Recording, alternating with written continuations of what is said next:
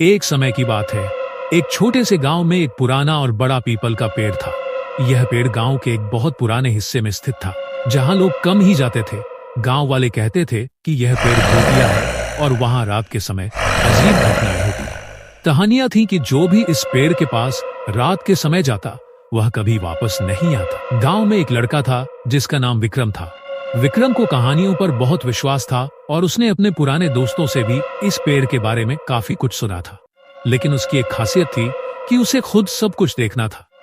वह सोचता था, अगर यह सब सच है तो मैं इस पेड़ का सच जानकर ही रहूंगा। एक रात विक्रम ने सोचा कि वह पेड़ के पास जाकर देखेगा कि सच में कुछ हो रहा है या यह सिर्फ लोगों का कल्पना है। उस रात को वह अपने घर से चुपचाप निकला और धीरे धीरे पीपल के पेड़ तक पहुंच गया। पहले तो सब कुछ बिल्कुल शांत था। रात का समय था और बस थोड़ा सा हवा का झोंका चल रहा था। विक्रम ने चारों ओर देखा, लेकिन कोई भी दिखाई नहीं दिया। लेकिन जैसे ही उसने अपने कदम और आगे बढ़ाए, कुछ अजीब सा महसूस होने लगा। पीपल का पेड़, जो पहले सिर्फ एक सामान्य पेड़ लगता था, अब कुछ और ही दिखाई देने लगा। उसकी शाखाएं जैसे धीरे धीरे हिल रही थी और ऐसा लग रहा था जैसे पेड़ के अंदर कुछ हो रहा हो। विक्रम का मन घबराया, लेकिन उसने अपने डर को दबाकर आगे बढ़ना जारी रखा। अचानक पेड़ के नीचे से एक पुरानी फीकी आवाज आई। क्यों आए हो यहाँ? विक्रम ने काफी डर के साथ अपने कदम पीछे किए, लेकिन उसने अपने आप को संभालते हुए जवाब दिया, मैं बस देखने आया हूँ कि जो कहानियां गांव में चल रही है वह सच है या नहीं। आवाज फिर से सुनाई दी, अगर सच जानने का मन है तो ये जानना जरूरी है कि हर सच का अपना एक दर्द होता है, और अगर तुमने यह राज जान लिया तो तुम्हें उसका सामना करना पड़ेगा। विक्रम ने अपने मन को पूरी तरह से विश्वास दिलाया और उस आवाज की ओर कदम बढ़ाए।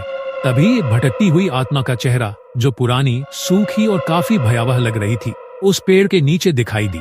उस आत्मा का चेहरा विक्रम के बिल्कुल सामने था और उसकी आंखों में ऐसा डर और दर्द था कि विक्रम का दिल डर से भर गया। उस आत्मा ने कहा, मैं तुम्हें अपनी कहानी सुनाता हूँ, लेकिन तुम्हें यह समझना होगा कि जो कुछ भी मैं कह रहा हूँ वह सच है और इस सच का एक अपना भविष्य है। आत्मा की कहानी कुछ इस तरह थी।